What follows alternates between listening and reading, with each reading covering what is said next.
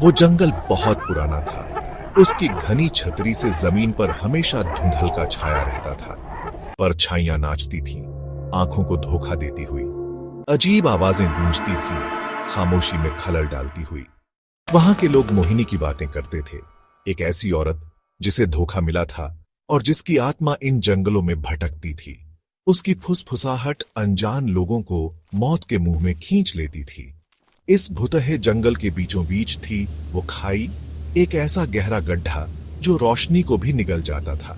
गांव वाले उससे दूर रहते थे और कहते थे कि उसमें एक अजीब सा खिंचाव है जिससे बचना मुश्किल है। जो भी उसके ज्यादा करीब गया कभी लौटकर नहीं आया। अंधेरे के इस दिल में कुछ यंग थ्रिल सीकर्स घुस आए। 4 दोस्त, बड़े अकड़ू और एरोगेंट, वहां के अंधविश्वासों पर हंस रहे थे। वो एडवेंचर की तलाश में थे, इस बात से अनजान कि वो किस शैतानी ताकत को जगाने वाले हैं। फुसफुसाते जंगलों में उनका सफर शुरू हो चुका था, एक ऐसा सफर जिससे सब वापस नहीं लौटने वाले थे। जंगल देख रहा था और इंतजार कर रहा था।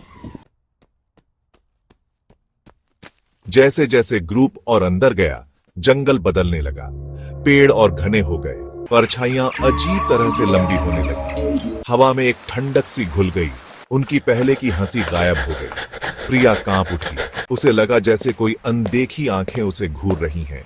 मोहिनी पहली बार दिखी, एक सफेद कपड़े की झलक, हवा में तैरता एक दर्द भरा गाना। उनके हौसले पस्त होने लगे, शक उनके मन में घर करने लगा। जंगल उनके सेंसेस के साथ खेल रहा था, दिलों में दहशत भर रहा था। खाई की डरावनी कहानियां उनके दिमाग पर भारी पड़ रही थीं। बूढ़े सुरेश ने पुराने शिकारों के बारे में बताया था, जिनकी लाशें खाई के किनारे मिली थी। समीर ने मजाक उड़ाया और झाड़ियों में एक पत्थर फेंका। एक रोंगटे खड़े कर देने वाली चीख खामोशी को चीर गई, उन्हें अंदर तक कंपा दिया। उसके बाद एकदम गहरा सन्नाटा छा गया। डर ने उन्हें जकड़ दिया। जंगल अब कोई प्लेग्राउंड नहीं रहा था। खाई उन्हें बुला रही थी और उसकी पुकार अनसुनी नहीं रह सकती थी। वो भूखी थी, जंगल देख रहा था। रोहन, जो हमेशा भटकता रहता था, पीछे रह गया। उसे एक हल्की सी फुसफुसाहट सुनाई दी। कोई धीरे से उसका नाम पुकार रहा था। उसे लगा ये कोई चाल है, पर वो अकेला था। जंगल ने उसे चुन लिया था। फिर उसने उसे देखा। मोहिनी अब सिर्फ एक झलक नहीं, वो उसके सामने खड़ी थी। उसका रूप धुंधला सा, उसकी सफेद साड़ी गहरे लाल रंग से सनी हुई थी। रोहन जम गया, डर से उसका शरीर सुन्न पड़ गया। उसकी आंखें रोहन को घूर रही थीं। उसके दिमाग में तस्वीरें घूमने लगीं, एक बेरहम धोखा। उसे खाई की तरफ एक जबरदस्त खिंचाव महसूस हुआ। उसे पता था वो कहां है, वो उसे बुला रही थी। रोहन उन अनदेखे धागों से लड़ने लगा। वो लड़खड़ाता हुआ आगे बढ़ा। मोहिनी तैरती हुई और करीब आई। वो स्पर्श फ्रॉस्ट बाइट की तरह जला गया। वो गीली मिट्टी को पंजों से पकड़ने लगा, पर खाई का खिंचाव बहुत ज्यादा था। एक दबी हुई चीख जंगल में गूंजी। रोहन की आवाज डर से बिगड़ी हुई। प्रिया, समीर और अंजलि ने उसे सुना। पैनिक से उनकी रफ्तार तेज हो गई। उन्होंने रोहन को खाई के किनारे पर पाया। उसकी आंखें खाली थीं। मोहिनी वहां थी। उसका शरीर एक बीमार सी रोशनी से धड़क रहा था। उसका हाथ रोहन के कंधे पर था। हवा का तापमान कई डिग्री नीचे गिर गया। रोहन मुड़ा। एक काला आंसू उसके गाल पर बह रहा था। उसके होंठ एक डरावनी मुस्कान में बदल गए। वो आगे झुका और खाई में कूद गया।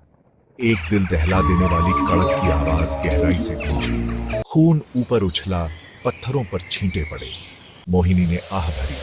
उसका शरीर टिमटिमाने लगा। रोहन के दोस्त देखते रह गए, डर से सुन्न। खाई जैसे सांस ले रही थी। जंगल में फिर से खामोशी छा गई, पर अब ये खामोशी ज्यादा भारी थी, ताजे खौफ से सनी। जंगल उन्हें जाते हुए देख रहा था। उसके पुराने पेड़ खामोश, फैसला सुनाते पहरेदारों जैसे थे। जंगल इंतजार कर रहा था। बचे हुए लोग भागे, बेतहाशा पागलों की तरह। सिसकियों से उनके शरीर कांप रहे थे। रोहन के कूदने का मंजर उनके दिमाग में छप गया था। जंगल में फिर से खामोशी छा गई, ताजे खौफ से मैली। रोहन का अंजाम जंगल की काली ताकतों का सबूत था। वो जंगल से बाहर निकले, टूटे हुए और बदले हुए। उनकी कहानी पर किसी ने यकीन नहीं किया, सबने शक किया। रोहन की बॉडी कभी नहीं मिली। खाई ने अपने राज दबाए रखे। मोहिनी की कहानी और मजबूत हो गई। नई ट्रेजेडी से उसे और खुराक मिली। जंगल उसी का इलाका बना रहा। खाई उसकी अपवित्र वेदी। उसका दुख पत्तों की सरसराहट में गूंजता था। उसकी भूख एक कभी ना बुझने वाली आग। वो उस जगह के रेशे रेशे में समा गई थी। खौफ का एक परमानेंट दाग। ये भुतहा सिलसिला खत्म नहीं हुआ था। ये कभी खत्म नहीं होगा। जंगल अब भी फुसफुसाता है।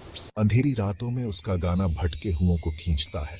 मौत और निराशा का ये चक्कर चलता रहता है।